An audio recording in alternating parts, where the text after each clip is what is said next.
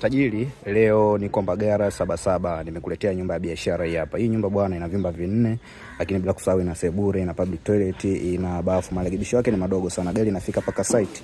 Ni umbali wa mita 1000 kutoka barabara ya lami mpaka hapa tajiri. Angalia video mpaka mwisho, sikiliza maelekezo kwa makini. Tajiri, nyumba ina vyumba 4, lakini bila kusahau ina sebure na ina public toilet na ina bafu tajiri.